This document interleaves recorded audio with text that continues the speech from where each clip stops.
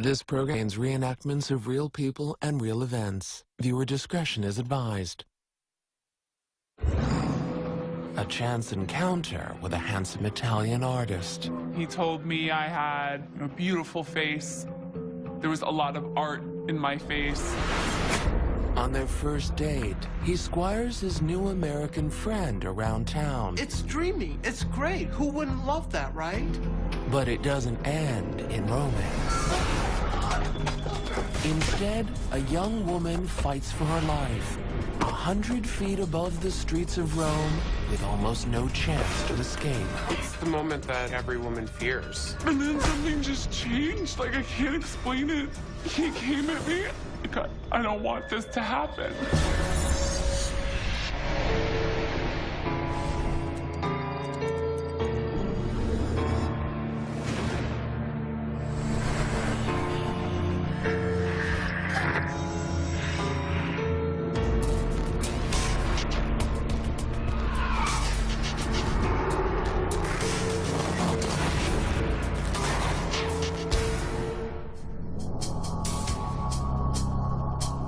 31-year-old Carrie Potts, a seasoned world traveler, is on her last day of holiday in Rome, Italy.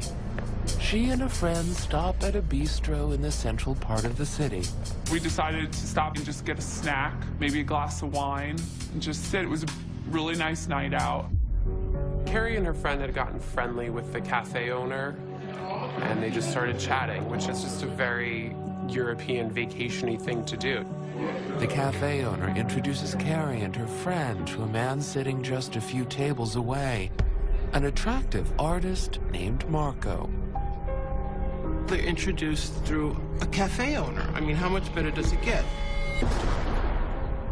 They're having a nice time, and it's cordial, and they're having a glass of wine. Marco, he's a local artist, son of a very famous painter in Italy. And the owner just mentioned that Marco's studio was right down the street, just a few blocks. And he just said, would you like to go to see the studio? That's where a lot of his art is. Those are things I wouldn't normally do if I was back home. Carrie is uncertain about accepting the offer, and the cafe owner's next comment makes her more uneasy. And he said, haha, don't worry, do you think he's gonna rape you or something? I said, that's not really something we kid about. Just let him know, like, that's not funny, it doesn't translate well. I wouldn't say that to people. And he realized his gaffe. So it kind of brushed it aside, and we went on into the studio. Reassured, Carrie and her friend go with Marco to look at his art, and are both stunned by what they see. He's a legitimate artist. He's got the canvases, the sketches. The whole thing is off to a great start. He was very animated in talking about his work, and to me, that was exciting. It was kind of comforting. He just seemed very genuine. As their art tour winds down, Marco suggests they all go out to dinner, but Carrie's friend says no. And I think that Carrie was probably disappointed in not hanging out more with him, because at this point, he was still a very interesting guy. An interesting guy that no one really knows. Marco tells Carrie he'll be at a nearby piano bar if she changes her mind. I just declined, and I automatically did so. I had an early flight the next day.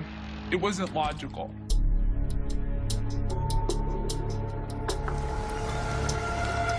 But halfway back to her hotel, Carrie stops and impulsively turns around. It's a decision that will change her life forever. I've never done anything like that. Before I'd gone to Rome, I had not been in a relationship for almost 2 years. And not that I was seeking one. I don't date much. Carrie circles back to find Marco just where he said he'd be. She was attempting to sort of relax and enjoy her last night there. And I think all of these things made her appear to him to be very attractive. With Marco, it was just kind of easy and it was nice. And so that was what was good about it. He was really interesting. Then suddenly, without warning, He swooped in and he kisses her. I remember being shocked. And I remember feeling heat in my face because I've never kissed anyone in public like that, you know, at a bar. Carrie makes it clear to him she's interested in his company, but not in a sexual encounter. I said, oh, there'll be no sex, so I'm not interested in that. That was not what I was there for. Carrie excuses herself to freshen up in the bathroom. I was like happy. Here I am, I'm having a glass of wine and cheese and bread, sitting at a cafe talking to an artist. But when she returns, something has changed. Marco is in a loud physical argument with a stranger. I think this was a turning point in the night. He kind of had the dangerous look to him. And here he was on my date, arguing quite violently. There was like a switch had gone off. It was very scary. And Carrie's date is about to go from scary to deadly.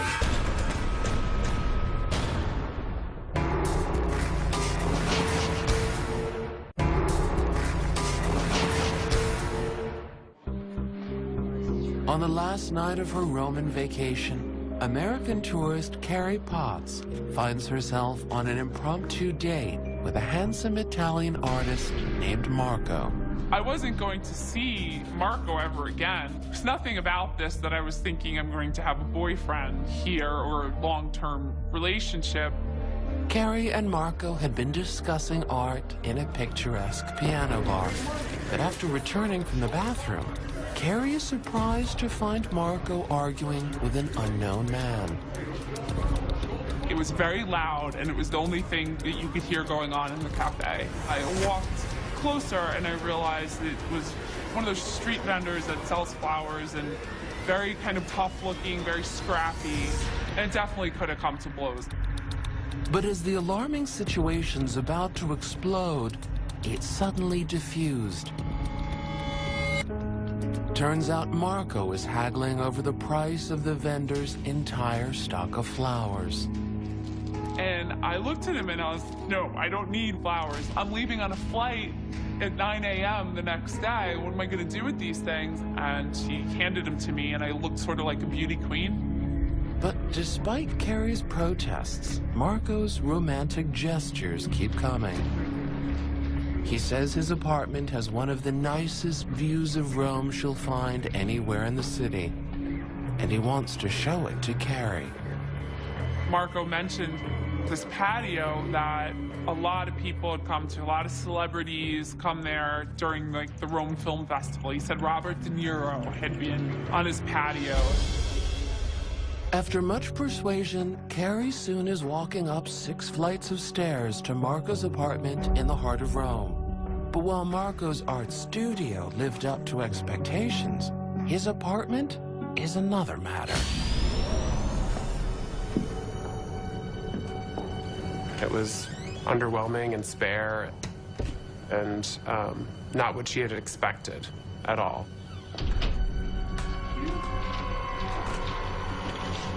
When we walked in, his bed was right there, and it made me really nervous, like to be standing right by his bed.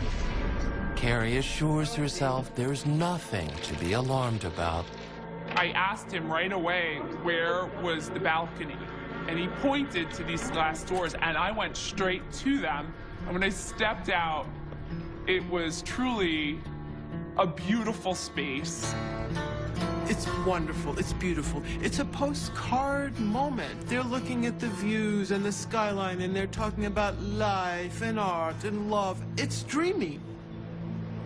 It was breathtaking, the entire Roman skyline. And I thought, okay, so he's not lying, that this is magnificent. And so that was comforting too, that he had not been lying about that. Everything checked out. As the beauty of Rome lies before her, Marco turns on some music, he says, to enhance the mood. His music was very loud, it was blasting, and he turned it up really high.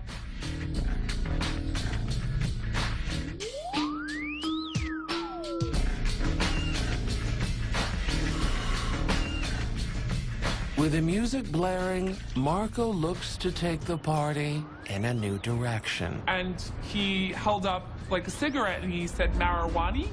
Marijuana? And I was like, oh. I was just struck by the fact he was in his own world. And he had this bottle of rum in his hand that he had purchased earlier in the night. And he kind of thrusted it at my face. And he said, drink, drink. I was like, he's definitely drunk. And I was like, okay, I gotta get out of here. And that's when Marco snaps.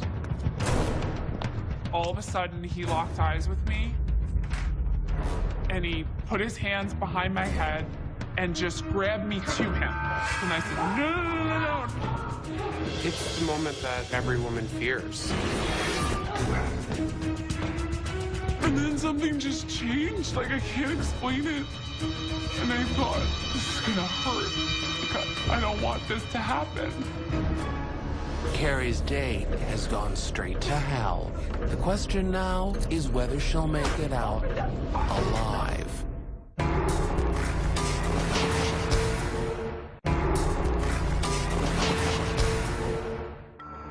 Carrie Potts is having a romantic date with a charming Italian artist named Marco.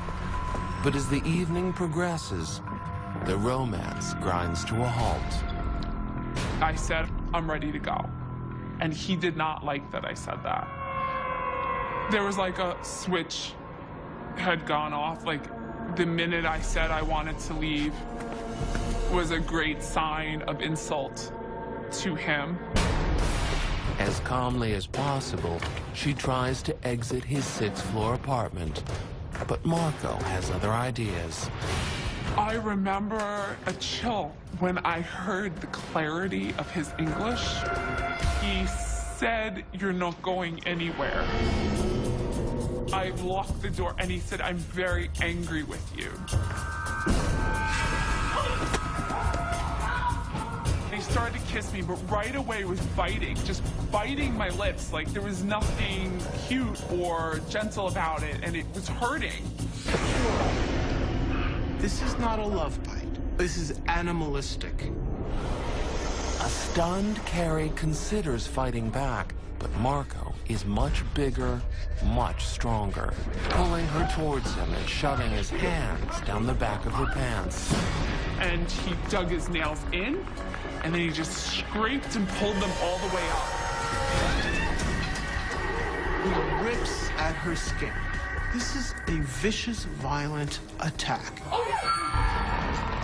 The pain, I just had my face bitten, and now I've had nails like scraped along my rear end, and I remember having chills go all the way up, like, what the hell just happened?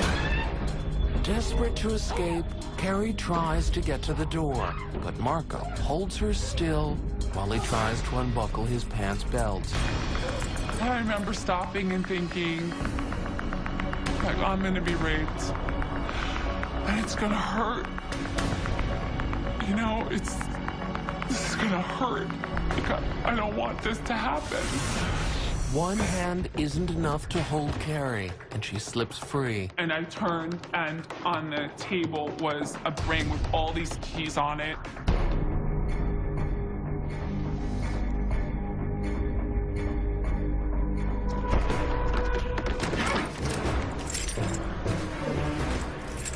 I think something switched in her brain where she just realized, like, wow, this is a monster I'm dealing with. This is the point where now it's desperate. It's a do-or-die thing. It's mortal danger. That's when I realized this is a fight to the death. Carrie's screams to open the door only seem to make Marco angrier. He explodes. And I remember my head cocking back and thinking, oh my God, I just got hit by a man. Like, oh my God, he just hit me in the face. She was battered and bruised at this point, but I think adrenaline had kicked in, so she wasn't even feeling it. She didn't even know how badly she'd been injured. At this point, Carrie knows that if she stays, she could die. And with the front door locked, there's only one way out. Marco's 6-story balcony. I remember looking over the balcony earlier in the night and seeing that there was a little ledge there. And I'm like, I'm going over. Staying in that apartment was not an option for Carrie. She was getting out of there one way or the other, so over the ledge it was. And I pushed him so hard, he went flying flat on his back. As Carrie makes for the balcony, Marco starts to recover. And I just swung my legs around and to jump down so that I was facing the ledge. If she misses, it's a long, almost certainly fatal drop. She could have fallen to her death at any point. I'm above the street by 6 stories. I'm maybe 4 feet from the ledge beneath me, but until I can get to the ledge, I'm completely vulnerable. As Marco races to grab her, Carrie lets go. But she doesn't fall. Incredibly, her sweater hooks on the balcony railing. I remember thinking, why did it have to be that hard? Now I have to fight through this. It's just one more thing I have to do. Now, helplessly dangling above the Roman streets, Carrie is at the mercy of a fully enraged Marco. Marco was trying to pull me up by my head. I thought he was gonna break my neck.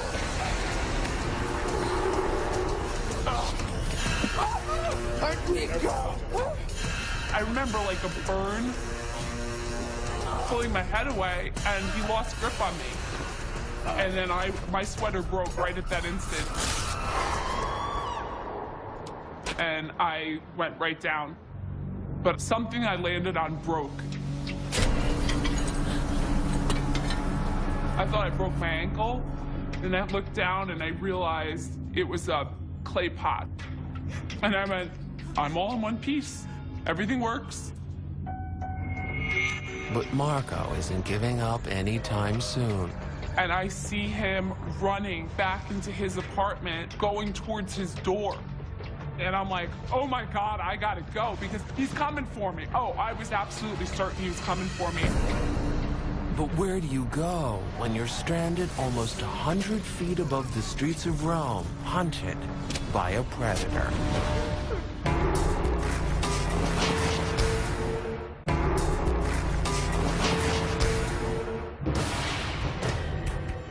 A traumatized and bleeding Carrie Potts has just escaped from Marco, a charming gentleman turned violent monster, by leaping from his terrace.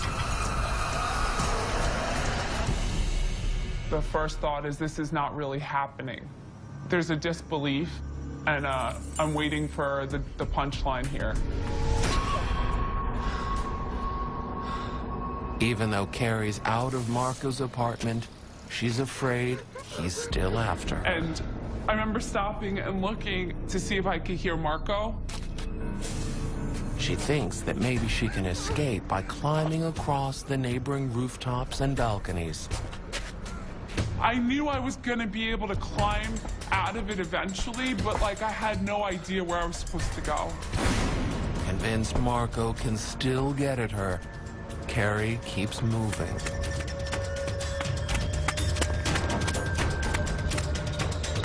I would climb over rooftop. I didn't even try to get down until I was about 7 buildings away is when I first thought, okay, now let me try to throw him off again. Like the whole thing was about what would be most difficult for Marco to find me and to get to me. Finally, she reaches the end of a rooftop with only one way off. A jump to a balcony 10 feet below. I didn't think I'd die, but I thought I would shatter my legs. And I kept trying to tell myself that I could make that jump. Carrie takes a deep breath, lets herself go, and lands hard. I remember the shock, and I thought, oh, I probably broke my shin. Amazingly, Carrie's okay. Nothing's broken or sprained. But there's another problem. She's reached a dead end, and she still thinks Marco isn't far behind. I just assumed he's probably getting a bunch of people to look for me right now. There's no way off the balcony, 40 feet above ground. Nowhere to jump, nowhere to climb. It took me a while to realize, like, no, you're stuck. You're no longer Superwoman. You can't climb back out of what you just did. And I had to accept that. Carrie's only option is to knock on the balcony window, not knowing who might be on the other side. I was very nervous about knocking in the window of the apartment's balcony. She's got to get into this apartment somehow. And she doesn't know who's on the other end. She doesn't know what's going to happen when she knocks on that, on that window. Gathering her courage, Carrie frantically starts knocking. Minutes pass. Please. And then she hears a man.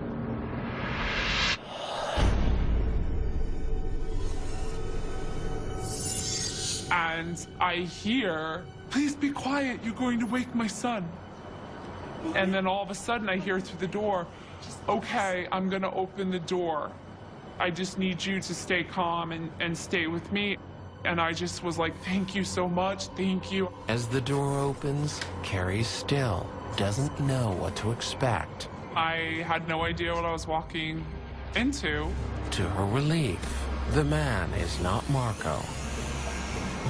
I was just completely shocked. First, that there's somebody on my balcony speaking English, which, was really strange. And second, that she's on my balcony because it was such a difficult place to get to from any other apartment. And I really didn't want to get into it, to be honest with you, with the whole legal system there. So I made the decision, okay, I'm going to let her through. Thank you so much. And as I was walking, I noticed there was a mirror because I saw like movement and I realized it was me and I turned and I had blood all the way down. And it shocked me because I didn't realize I was that bad. At around 2:30 a.m., almost 5 hours into her ordeal, Carrie finally sees light at the end of the tunnel. With no sign of Marco, she cautiously exits the building and runs the short distance to the safety of her hotel. It is remarkable that she was able to get 7 buildings away from her attacker simply by leaping and jumping and running just from building to building. It's absolutely incredible. And I went right to my room and I finally relaxed a little bit. Back in her hotel room, Carrie's friend is shocked to see her condition. And she looked like she was gonna pass out. I guess because I must have looked awful. Carrie gets in touch with the American Embassy for help in prosecuting her attacker. Carrie says 2 weeks later, Marco is charged with sexual assault and takes a plea deal that lets him avoid jail time but puts him on probation for 5 years. I was upset by the sentence when I heard he wouldn't spend any time in jail. A little comforted by the fact he has to be on good behavior for 5 years because I don't think he has it in him. Carrie now advocates for victims of violence because she says it's the best way to create something positive from her near-death experience. I believe that Carrie not only saved her own life, but that she may have saved many women's lives. She's taken this experience and she's gone out and talked to people about it. My date with Marco was a life-altering event. The experience really taught me a lot about myself. I am fully expectant and hopeful that I will fall in love and be married and have a family, and I'm glad I got to live to see that day.